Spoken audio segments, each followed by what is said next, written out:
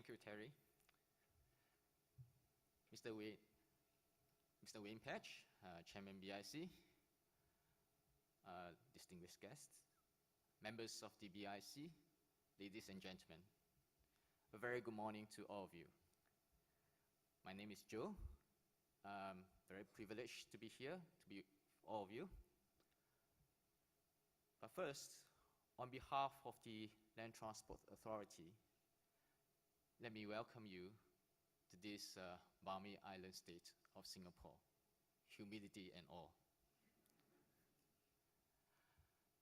Looking at the program, I trust that you have enjoyed your cocktail evening last night, and I'm sure you would have a very fruitful time in Singapore for the next few days. So on top of the official bus business, I also hope that you will also look into the more serious business of having fun and enjoy your stay here. I'm here to share with you the Land Transport Master Plan, which is a document developed 2 years ago to chart out the strategy and development plan of our land transport system here until the year 2030. Terry mentioned about lessons to be learned by Australia. I think the sentiment is mutual.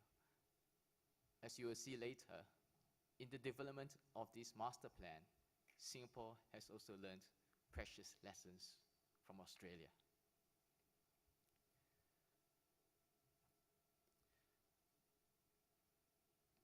Okay. First, in these 20 to 25 minutes, I'll run through the key elements of the master plan. It's quite a comprehensive document, so I will not be able to cover all, except the key parts of it. I'll avoid numbers as much as possible, because without the context of Singapore, the numbers probably don't mean much to you. Of course, more importantly, I probably can't remember numbers anyway. Now, first, some facts about Singapore to set up the context of this master plan, basic context under which this master plan was developed. As you're aware, Singapore is a pretty small country, about 720 square kilometers.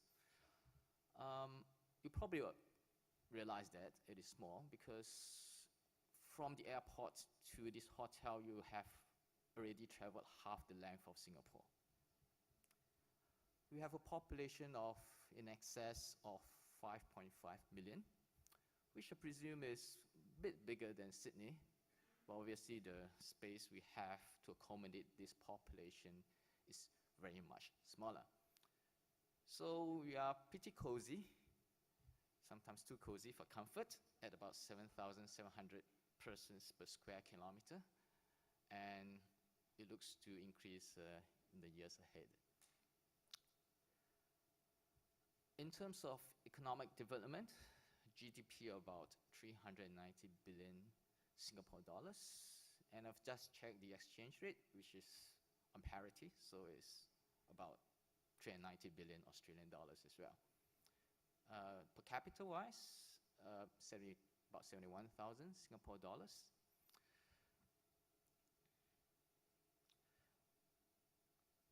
Now, what are the challenges we face as we develop our land transport system?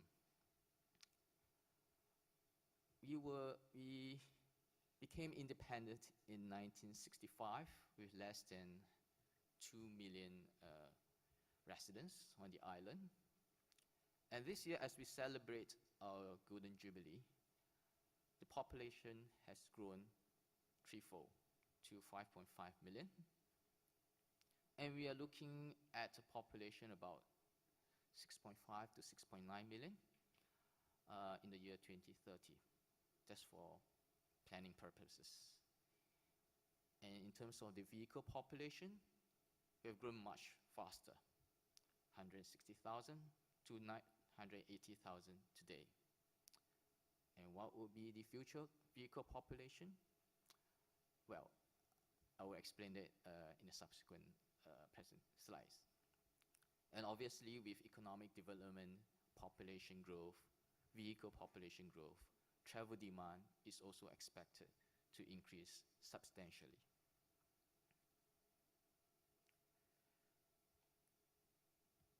The challenge of limited land, as I've alluded earlier, has been recognized very early in our nationhood. At the opening of our first MRT line in 1988 by the late Prime Minister Lee Kuan Yew, he said that we have only a limited amount of land on which to house our people, build factories, hospitals, roads, and schools, and train the SAF, which is our armed forces. We simply do not have the land to do all this. That's why some of our armed forces are actually training Australia. And thank you for allowing us to do that. So we were stationed in Queensland as well as in Perth.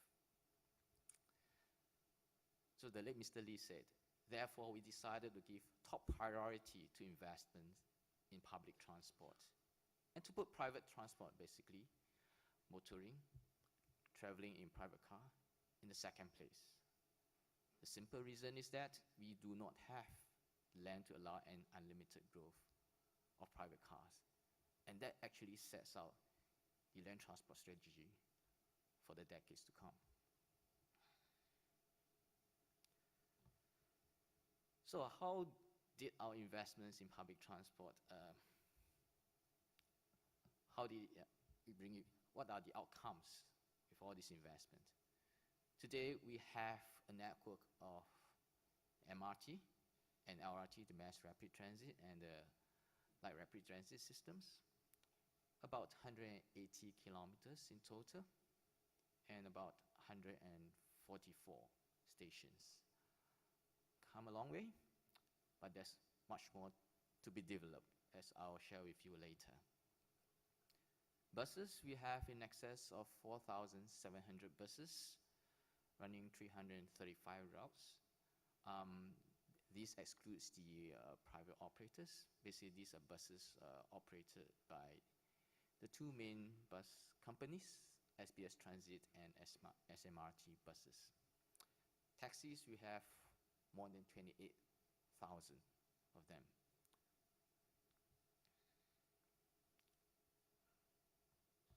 So for our rapid transit system, we have two main operators, SMRT and SBS Transit.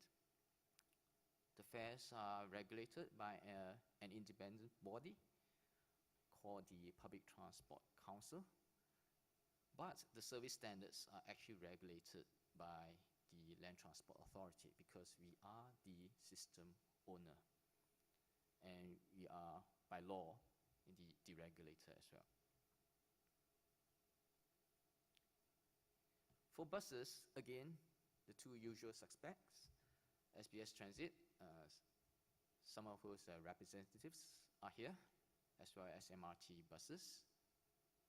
Today, they are assigned areas of responsibilities. Basically, they are in charge of providing services in specific areas which have been allocated to them. The fares, as in the rapid transit systems, are also regulated by the Public Transport Council. Currently, the service standards are also regulated by PTC, but come 1st January 2016, the Land Transport Authority will assume this role as the service regulator. And just to mention, today we have two operators, but come next year, we will be welcoming a new operator as well, Tower Transit Singapore, which will be coming to this market. I'll talk about this public transport market transformation subsequently. As for taxis, we have 6 taxi companies with some individual owners running their own taxis. We operate a liberalized industry. The fares are deregulated. the operators can choose to adjust their fares as long as they inform the public in advance. The supply is pretty liberalized. As long as they meet some preconditions, they are allowed to increase the taxi fleet or reduce it accordingly. And the service standards are regulated by the Land Transport Authority.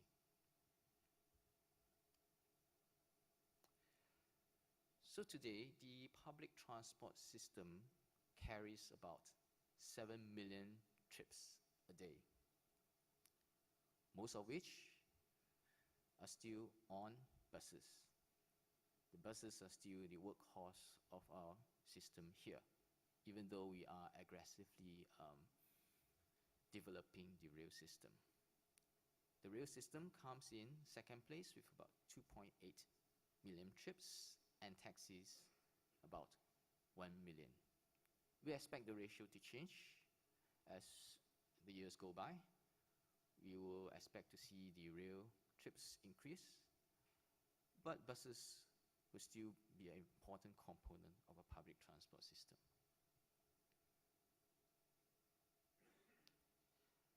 So where are we today? In 2008, we are looking at a public transport mode share during the peak periods at less than 60%. We're happy to report that there has been some progress in terms of getting our residents to use public transport. As of end of last year, we have about 2/3 of our trips during peak period using public transport. And we're working towards a target of 70% by the end of this decade. Well, it's not quite the mode share of Hong Kong, but we are working towards that as well.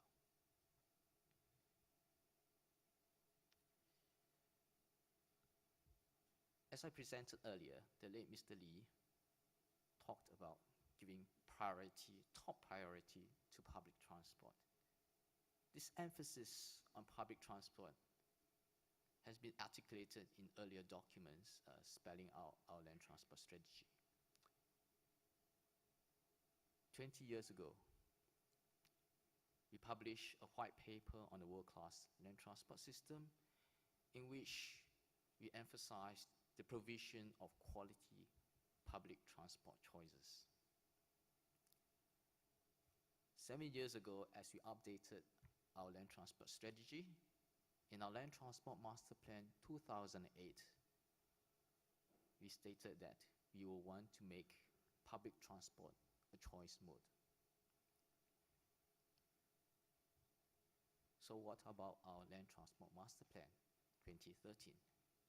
Similarly, we place great emphasis on public transport, and I would say actually even greater emphasis on public transport, as I'll show later.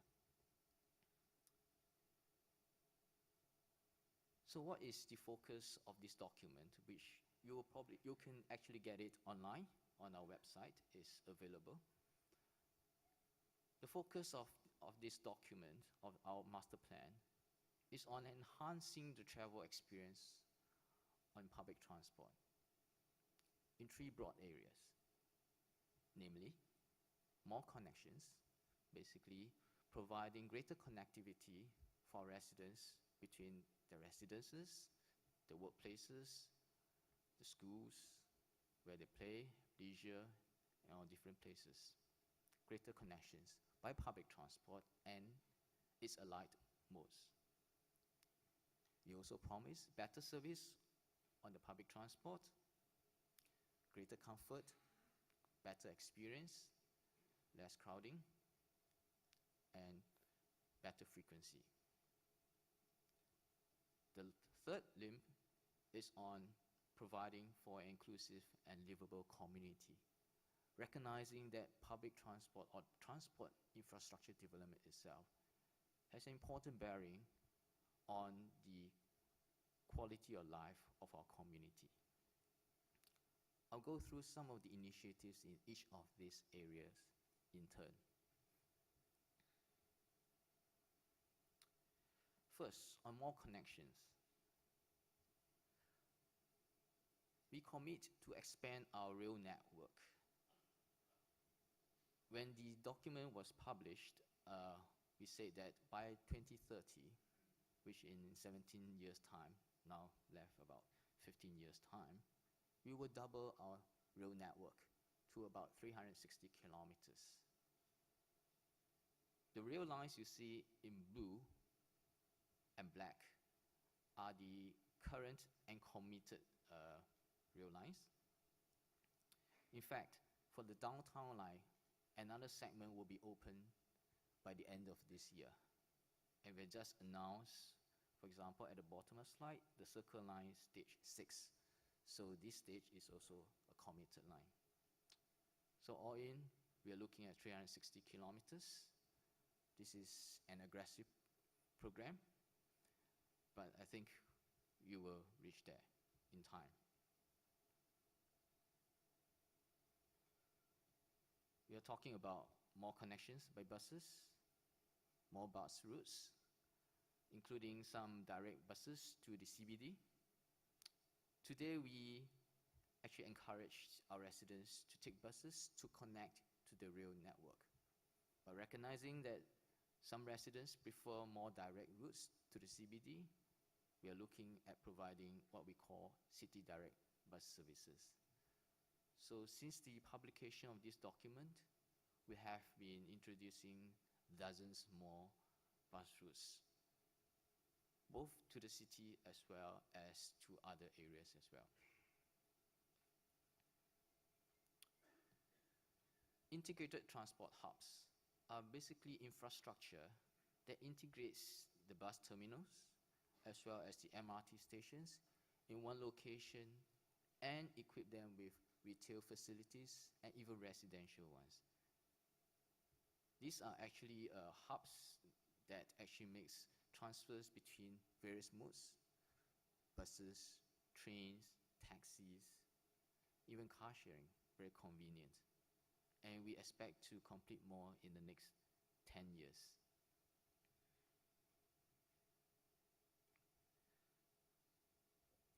We also like to promote allied modes of transport, including cycling.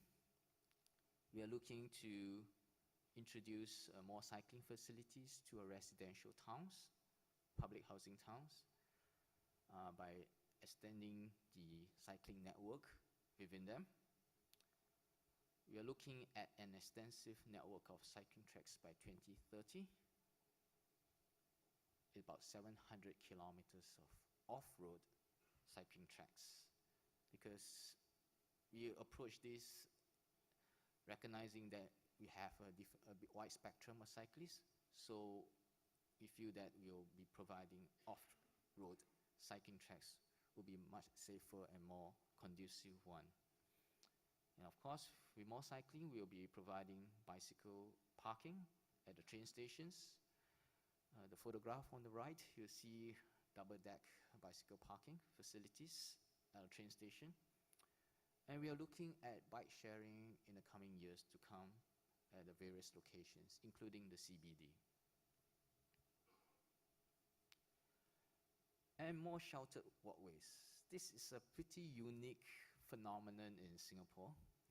We are actually providing shelters along the pedestrian paths leading to the train stations, leading to schools, healthcare facilities, bus hubs, shopping, and leisure.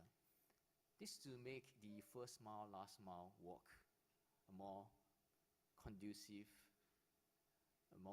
one for our residents, given our climate here in Singapore, where it rains and gets very humid, very sunny as well.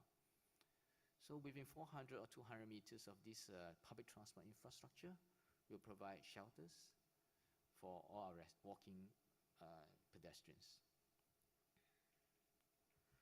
Now go on to the second part of the Land Transport Master Plan, which is to provide better service to our commuters.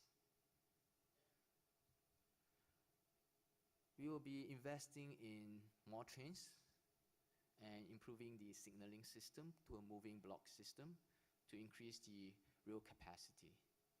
For the past few years, because of population growth, we have experienced instances of overcrowding, train delays on our system.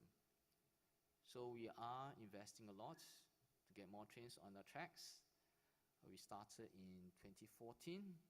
We were right in the middle of this improvement program. And we're looking at capacity increase from between 20 to 60%, depending on the rail line. So we should be seeing the effects of this very soon.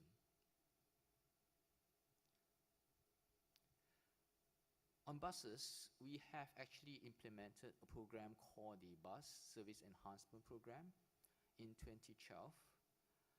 At that time, the government has decided to invest in the purchase of 550 buses, and in partnership with our bus operators who contributed another 250 to increase the capacity of our bus fleet by 20% in 5 years.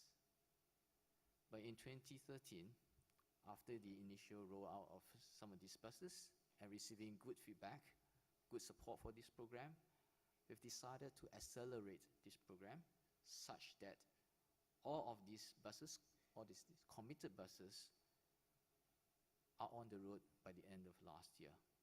And we decided to add more to them, another 450 buses. So all in, we're adding 1,000 buses by 2017. On top of that, we are tapping on resources of the private operators, the school bus operators, the private hire bus operators, to also augment the capacity during peak hours. And definitely, we have seen improvement in the service levels of our bus services. We get better frequency. Basically, we are looking at 100% of our basic bus service to arrive within 20 minutes. That's the maximum. Some buses do arrive every 3, 4, or 5 minutes. So 100% of them arriving in 20 minutes. And for feeder, which are important services that actually bring people to the town center, to the MRT stations, we expect them to come within 15 minutes. And we look to improve the overcrowding situation by reducing the loading levels to 85% of the license capacity.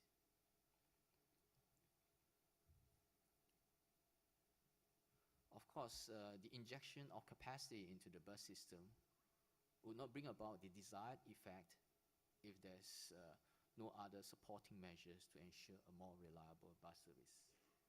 We will be investing quite a bit to enhance bus priorities, including more bus lanes, more mandatory give way to buses signs, in which motorists would have to give way to buses upon seeing this sign.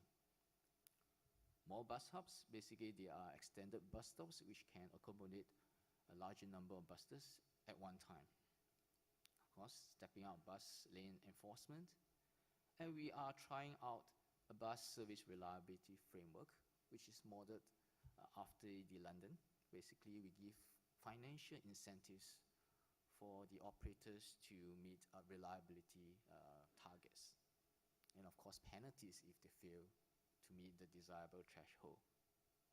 And this actually will be incorporated in the bus service contracts, which I'll introduce to you later. Now, this is the one I'm talking about, the bus contracting model. We have decided to introduce greater contestability in our public transport market.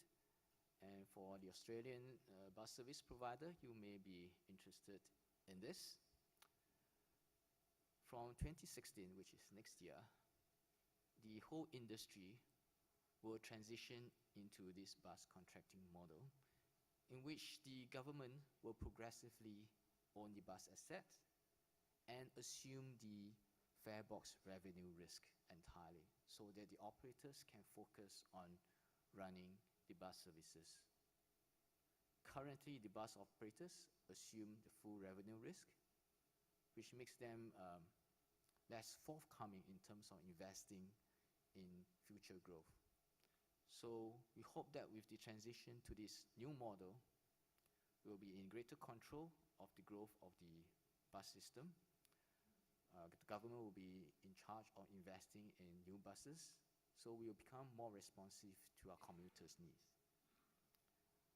We have committed to introduce 3 bus tender packages. One has been awarded, and we are expecting, obviously, Tower Transit Singapore to be the first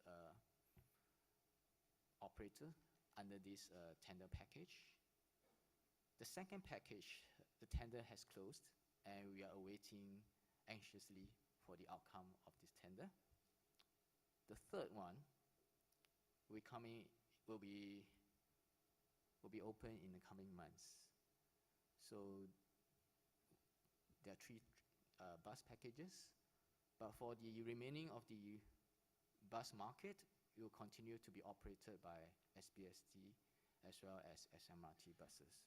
So the third tender package will be the last one in the next few years. So if you do not want to miss the last bus, do watch this space. Similarly, we are looking at moving our MRT network to a new rail financing framework. Under this framework, again, the government will own the rail assets and share some of the ridership risk. Not completely, but some of the revenue risk with the operators. It started with one of the newer lines, the downtown line, and we are having an ongoing discussion with the existing operators to transit the existing lines to this new framework. So both of these models and framework is actually intended to introduce greater contestability in the public transport market. Obviously, we also need to take care of other travel options so that we can offer our commuters a whole spectrum of travel options, not just public transport, cycling, walking, but also including taxi, going to improve the taxi availability. We will facilitate car sharing by introducing more stations at our residential estates and to increase awareness of this mode of transport. And of course, we will provide more information of these modes of transports, as well as on the walkway routes, information on the crowdedness on our bus and train platforms, and of course, providing information on places of interest accessible by public transport.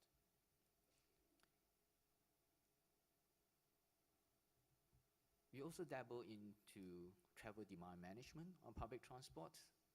We are introducing so-called smarter ways to travel to our commuters. Learning some lessons from Melbourne, we are also providing incentives for off-peak travel on our train. We provide free travel for commuters who actually exit at the CBD stations before 7:45 and provide discounts for those who exit between 7:45 and 8 a.m. And we introduce a Travel Smart Rewards program in which you get points for using public transport, and even more points if you travel on public transport during off-peak periods. And these points translate to lucky draw chances in which you could win from $1 up to $500. And in the middle of this year, we have also introduced off-peak passes to encourage those who need not travel during peak period to travel during off-peak at a discount.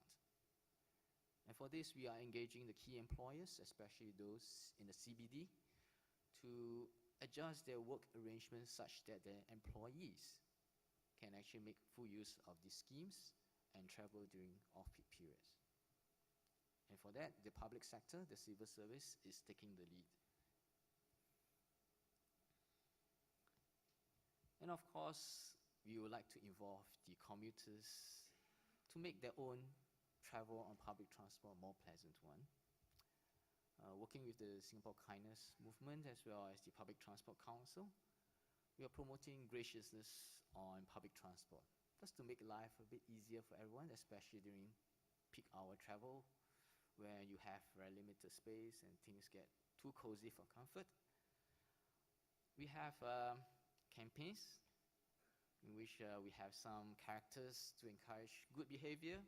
For example, the first on the left, we have Stand Up Stacy, basically to encourage commuters to give up their seats to those who need the seats more. Give way Glenda, basically give way to people who need to pass. Move in Martin, encourage people to move into the trains, and so on and so forth. The last area is on livable and inclusive community. We are making our public transport system more inclusive. And by 2020, the end of this decade, all our buses will be wheelchair accessible. We started this last decade, where we slowly replaced the old buses with newer wheelchair accessible buses. And all our train stations and bus terminals will be barrier-free. And we're providing more pedestrian overhead bridges near the transport hubs, equipping them with lifts for those who find climbing staircase a bit challenging. And we are encouraging motorists to purchase more energy efficient and lower emissions vehicles. Of course, our key message is that public transport is still the greenest mode of all. But if you still insist on buying a car, do consider a more energy efficient one. So we have a fuel economy labeling scheme in which we informed the car buyer of the emissions of the car model he is buying and the corresponding financial incentives or penalties that will be imposed. So we impose penalties on gas guzzlers if you choose to buy them, and we will give you some tax discounts if you buy more fuel efficient ones. That is actually a carbon emissions-based vehicle scheme. We also have a separate scheme to encourage commercial fleet owners to replace their diesel vehicles with cleaner Euro 5 or Euro 6 models. And we are starting this in recent years. We are looking at ways to reclaim our public spaces to form what we call car-free or car-less zones. We learned a lot of lessons from other cities in which many of the roads, many of the precincts are pedestrianized or actually transformed into transit malls. So we're looking at how we can redesign our land transport system, our road network, to allow more public spaces to flourish and bring more buzz to our CBD. This we will do by introducing a car-free and car-less zone in selected areas within the city center. Now, the last part of the document talks about reducing reliance on private transport. As you may recall, the late Mr. Lee said that, the car would have to take a second place behind public transport. And this section articulates how we intend to do it. We will continue to manage vehicle ownership, the growth of our vehicle population. We do this by the vehicle quota system, which we introduced many years ago in 1990, in which we actually control the number of vehicles on our road through a permit, a license system. Basically, we control the absolute number of licenses issued. And these licenses are allocated to vehicle buyers who have to bid for them through an open auction system. That actually contributes to the high cost of ownership in Singapore. So under this vehicle quota system, we have allowed a growth of 3% at the beginning. But since 2009, we have been progressively reducing the allowable vehicle growth rate until earlier this year, in February 2015, we announced that the growth rate allowed for our vehicle population will be capped at 0.25% up to the year 2017. And a vehicle growth rate of 0% has not been ruled out actually after 2017. So it is possible that Singapore will not have an increase in vehicle population after that, but this is something still up for review.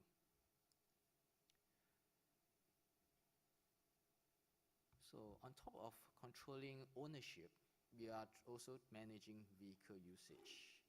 We'll continue our congestion pricing, which has a long history in Singapore. It started with the area licensing scheme in 1975, and we converted to the electronic road pricing system in 1998. I understand the members here will be given a talk by my colleague on the electronic road pricing, as well as the technical visit to the control center. So what we are going to do is we'll continue to price wherever necessary, price for the use of the road wherever necessary, especially where there are congestions on the road. And at the same time, we are looking at a replacement system in which we will use satellite-based technology, GNSS system, in which we'll track the usage of our vehicles and actually price them accordingly. So basically, the more you use the roads, the more you pay for them. So today we are using those physical gantry where you have to pay once you pass through the points. But in future, we're using satellite, so you can run your butt, you can't hide actually. So that will be in place by the end of this decade. We also continue to reduce parking provisions, especially in the CBD. So you'll see that new buildings in the CBD will have much more stringent parking provision, much reduced one as well. So all this requires a change of mindsets, especially for local residents here who has always looked upon owning a car as something to aspire for. That actually leads to very high prices people are willing to pay for ownership of cars. Our message to them is that private vehicles still have a place in our land transport system. We're not going totally car-free, but you will accommodate them wisely. So they have a place, but they should know their place. That is behind public transport. So to conclude, I'd like to share with you what we hope to achieve when we implement this master plan. So we're looking at the timeline of 2030. By then, with the aggressive development of the rail network, we are looking at 8 in 10 households to be within 10-minute walk to a train station. So there's no excuse to say that public transport is not accessible at all. It's just a 10-minute walk to the train station. And by then, we are looking at 75% of our journeys during peak hours to be undertaken on public transport. Recall that we are now at 66%, so we have about 9 percentage points to catch up by the end of 2030. And of course, we are also looking at improving our public transport journey experience. We are looking at 85% of these journeys to be completed within 60 minutes door to door. Now, where does all this lead us? Now, what I've mentioned earlier about all these KPIs, nothing are just numbers. We are talking about a changing mindset. We are talking about what we call a car like Singapore. As the Prime Minister Lee Hsien Loong announced just last year, at the launch of the Singapore Sustainable Blueprint, we are aiming for a car like Singapore by promoting and developing other modes of transport other than the car and making them more convenient and to rely less on cars. Because we cannot keep on building roads. In fact, this is the same message his father talked about a few decades ago. So the message is consistent. We cannot keep on building roads. And we have to provide options for Singaporeans that are better for cars. And actually, that is the challenge for the Land Transport Authority, providing public transports and light modes that are better for cars. With this and my presentation, Just a marketing pitch. I'll give you another good reasons to come back to Singapore next year. We have the Singapore International Transport Conference and Exhibition in October next year. So hope to see you then. With this, ladies and gentlemen, I thank you for your attention.